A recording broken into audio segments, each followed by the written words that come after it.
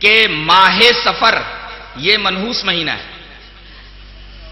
اس مہینے کو لوگ منحوس مہینہ مانتے ہیں.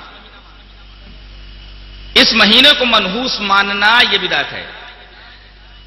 حدیث جو اس کے خلاف ہے، اس کا رد کرتی ہے، وہ اس طرح ہے: وعن ابی ہریرہ رضی اللہ تعالی عنہ عن النبی صلی اللہ علیہ وسلم قال لا عدوى ولا طیرۃ ولا حام ولا سفر رواہ ابو داؤد فی کتاب رواہ بخاری فی کتاب الطب. حضرت امام بخاری اس حدیث پاک کو ایسے ہی کتاب الطب کے اندر لائے ہیں. یہ روایت بخاری کتاب الطب کے اندر موجود ہے. راوی حضرت ابو ہریرہ ہیں. حضرت ابو ہریرہ رضی اللہ تعالیٰ عنہ فرماتے ہیں کہ نبی کریم صلی اللہ علیہ وسلم نے فرمایا کہ اسلام میں چھوت چھات نہیں ہے کہ ایک شخص کو ایک بیماری ہو، اس کے پاس بیٹھنے کی وجہ سے وہ بیماری تمہیں لگ جائے. سوال یہ ہے کہ اس آدمی کو بیماری کہاں سے لگی؟ کہتے ہیں یہ فلاں کی صحبت میں بیٹھنے کی وجہ سے بیماری لگی تھی. تو سوال یہ ہوگا کہ اس کو بیماری کہاں سے لگی؟ اس کا مطلب یہ ہوا کہ چھوت چھات یہ اسلام میں نہیں ہے. اللہ کا حکم جب تک نہیں ہوتا کسی کو بیماری لگتی نہیں ہے. تو لا عدوہ چھوت چھات نہیں ہے اسلام میں. ولا طیرۃ، زمانے جاہلیت میں لوگ کیا کرتے تھے کہ پرندے کو اڑاتے تھے اور مقصد اپنے دل میں رکھتے تھے. اگر پرندہ دائیں طرف نکل گیا تو سفر کرتے تھے یا وہ کام کرتے تھے. اگر بائیں طرف چلا گیا اڑ کر کے تو وہ کام نہیں کرتے تھے. ظاہر ہے کہ ایک توہم ہے. یہ اس قسم کے وہم کا اسلام میں کوئی تصور نہیں ہے. اسلام نام ہے یقین کا، گمان کا نہیں.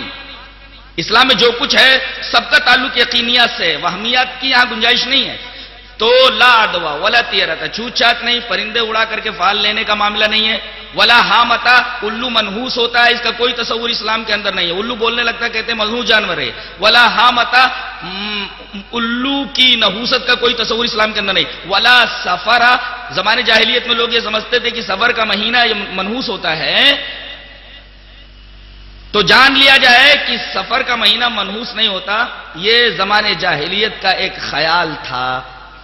اس حدیث پاک کی روشنی میں یہ پتا چلا کہ سفر کے مہینے کو جو لوگ منحوس سمجھتے ہیں در حقیقت اس حدیث پاک کو اپنے سامنے نہیں رکھتے، اور اگر سامنے رکھ کر کے ایسا کرتے ہیں تو در حقیقت اس حدیث کا انکار کرتے ہیں.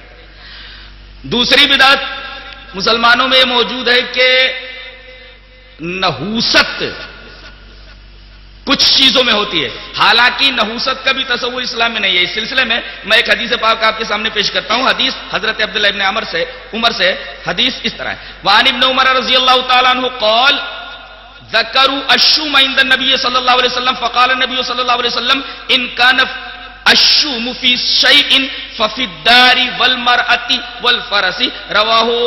رواہ البخاری فی کتاب النکاح. حضرت امام بخاری اس حدیث پاک کو، جہاں کا نکاح کا چیپٹر ہے، اس حدیث پاک کو ایسے ہی لایا. راوی حضرت عبداللہ ابن عمر رضی اللہ تعالیٰ عنہ. حضرت عبداللہ ابن عمر رضی اللہ تعالیٰ عنہ فرماتے ہیں کہ لوگوں نے نحوست کا ذکر نبی کریم صلی اللہ علیہ وسلم کے پاس کیا کہ اللہ کے رسول کیا کچھ چیزیں منحوس ہوتی ہیں؟ تو آپ نے فرمایا اگر نحوست کسی چیز میں ہوتی تو 3 چیزوں میں ہوتی، یعنی گھر میں گھر تنگ، عورت بدمزاج، گھوڑا اڑیل.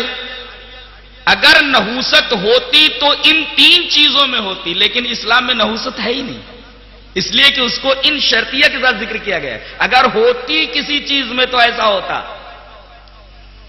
نحوست اسلام میں نہیں ہے، لہذا ان 3 چیزوں کے اندر جن کے اندر نحوست ہونی چاہیے تھی ان کے اندر بھی نہیں ہے.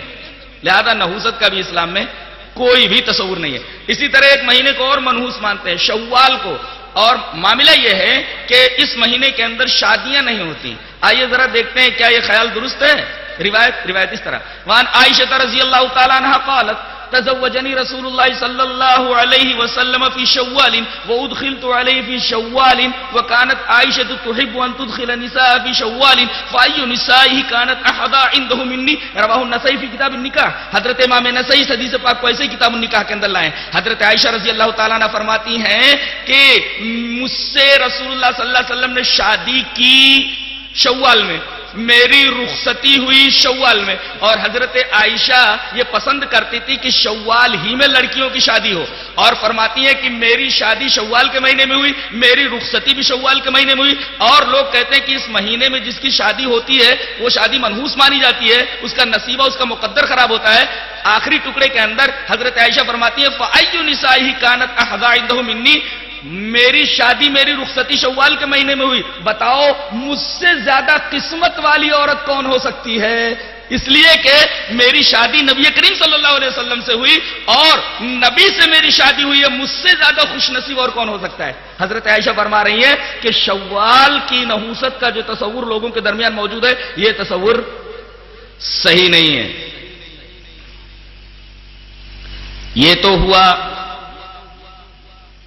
کچھ چیزوں میں نحوست کے تصور کی تردید۔